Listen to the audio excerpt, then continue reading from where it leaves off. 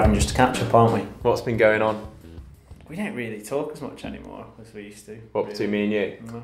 It's tough, innit? Because like our roles are split on two different parts of the business, so we like catch up probably once a week. Yeah. At the minute. Yeah. And then this is actually quite a nice opportunity to catch up. To be fair, I think since Madrid, I've come back with a bit more space in my calendar. Scott's taken on a lot more as well, so Scott's like leading on a lot more of the content as opposed to me being like the middleman between, let's say, like a partnership that we're doing with someone or the community, and then I kind of like hand it over to Scott. Scott's just been like doing it all basically, which is great. Yeah, so at the end of the year, we're getting all the team together, like reflecting on like a sick year basically, and then just chatting about our plans for next year. So I've been kind of organising that, so that's been exciting. So that's what I've been doing a lot of forward thinking. I'm not going to say what they are, but we've got some cool projects coming up. Yeah, so keep an eye out. No, seriously, the best exciting stuff we've ever done. Yeah, it is exciting. And the guy sitting behind the camera now he's smiling. We've got some exciting stuff. Yeah, 100%. I can't wait. Yeah. The thing I'm really excited by that me and Vic have been working, Vic especially on, is we're doing the first Sanctus event for businesses, which is basically like we're just creating a space for really intimate space for like up to 50 kind of HR people, leaders in businesses to just talk about mental health in the workplace, share experiences, share insight.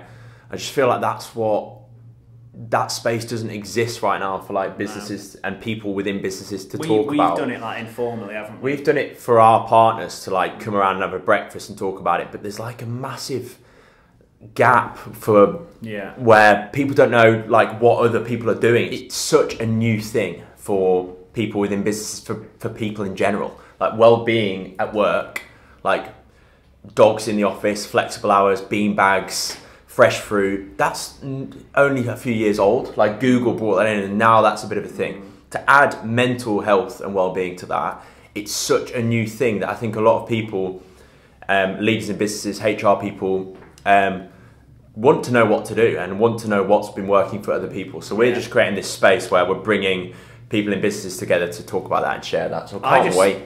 What I see from businesses, and I actually have, I suppose, less to do with directly with businesses and now, but it's just uncertainty. Yeah. It's just like, what do I do? How do I talk about mental health? What can I say? What can't I say? There's a lot of fear. Like I think people are literally scared. Like they start talking about mental health but you know, there's going to be all these massive problems which like come out. I just think there's so much uncertainty. So I think it's amazing that we're creating a space where a load of other business leaders can just get together and just be like, well, what do you do then? Yeah, and be honest. Be like, to be honest, this hasn't worked. Yeah. Like, to be honest, we're really worried about this. Yeah.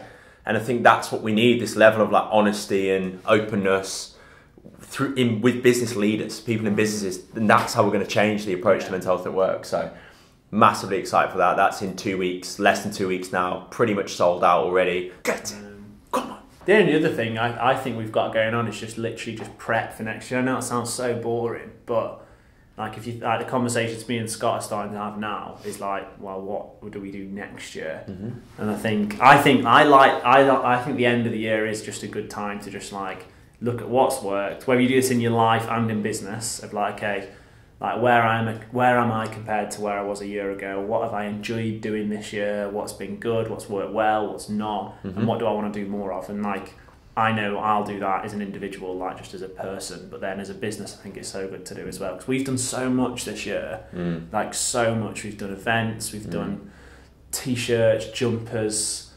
stickers, like loads of different content. We've done on the streets, we've done documentaries, we've done stories. And now it's like, okay, some of that's been amazing, some of that could have been better, some of that could have been improved on, some of that doesn't really move us forward towards our mission, so let's cut that. And it's just like, okay, how do we consolidate and just focus and just go boom? I think I've said this on the vlog before, but like this year we've been in the trenches. In the trenches, doing the work, out on the streets, out work with businesses, out creating space for individuals, growing our team, in the trenches. And then Madrid was like the first time this year that we've got out of the trenches and looked down at like the battlefield and been like, where are we going? What does this look like? What does this look like going forward?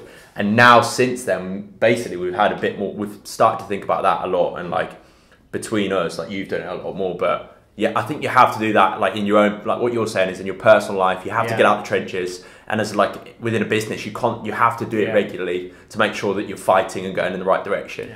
Trenches and the sky. I think that's it. Episode 32 done. Cheers, guys. Get in.